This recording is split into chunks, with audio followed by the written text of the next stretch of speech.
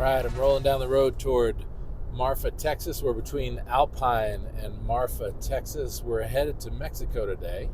And the driver over there, that's Reverend Mike Wallens, who you might remember. He's working day in and day out with our Borderlands Ministry and also looking after 5 congregations in the Big Bend of Texas.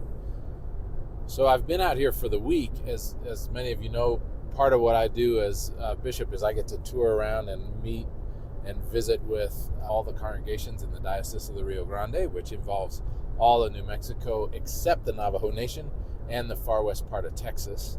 And the way I do that is it's such a big area that I just go to a place and stay there for a week or so. So I've been here in the Big Bend all week, and we're headed to Mexico today to meet the mayor of Ojinaga, and this will be the first time I'll see the 2 shelters that our Borderland Ministry helps to sustain and has done for years. It's been a great visit.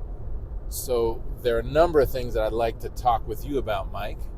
The first one is you're involved with a lot of environmental things with respect to the area out here in the Big Bend, which involves concern about drought, working with ranchers on grasslands maintenance.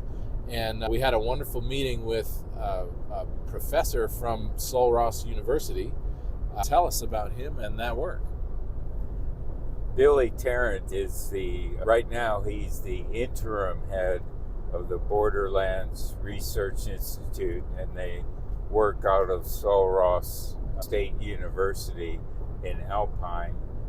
And what they are busy doing is educating and working out collaborative ways in which ranchers and the towns in the area can. I think the main focus right now has to do with water, and because if you don't have water, you don't have grasslands, and the animals and people out here, they wouldn't stay either. And this land is too beautiful not to stay.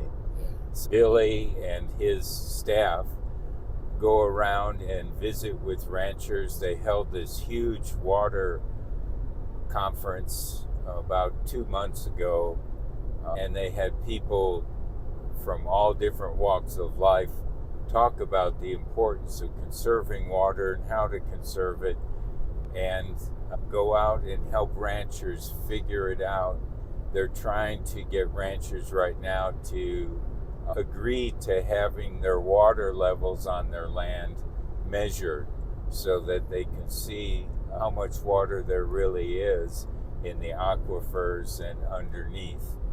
And that's their big project right now. In addition, we have a member of our congregation at St. James. He does black bear studies, and so he's always out counting bears or tagging bears and looking at how they cross back and forth over the border and things like that. It was fascinating. I love meeting Billy. He looks exactly like a Texas cowboy. He's got his boots on, and we were sitting in his office, and he never took his hat off. It was great. Right. And he loves, I think his specialty initially was wildlife. Exactly. But has been engaged. He was telling us about the bird migration and how critical the grasslands of West Texas are for the birds that migrate from Central America all the way up to Canada, and how important it is that the water sustains the grasslands so the bird populations are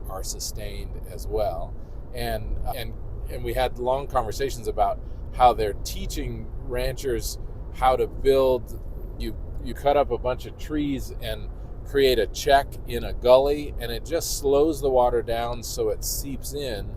It controls flood, and it also keeps the water going down towards the aquifer instead of running off through the arroyos. And the idea is that they could actually, if they get a lot of ranchers to follow these practices, there's a real possibility that they could hold a lot more groundwater, help manage the aquifers, but also stop flooding and keep the streams running that because of overgrazing and because of drought conditions have dried up. So it's exciting that's a part of your ministry to be involved in working with ranchers who we know. We were literally talking about ranchers who are members of our congregations who are collaborating about the environment, about the grasslands, and working with Saul Ross. So exactly, it's exciting. And remind us, you've also been involved in planting trees in Marfa. Yes, we received a grant from the Creation Care part of the National Church, and we noticed that in the northern part of Marfa there's plenty of trees and lush greenery, and in the southern part of Marfa there's not much at all. And so we applied for a grant and received a grant to plant trees in the low-income housing units in Marfa. And we also we got the trees from an indigenous group, an Apache group. They gave us those trees and helped us plant them. And then now those trees are maintained by both members of St. Paul's and people who live in the housing units themselves. That's such an you're up to so much good around here. I absolutely love it.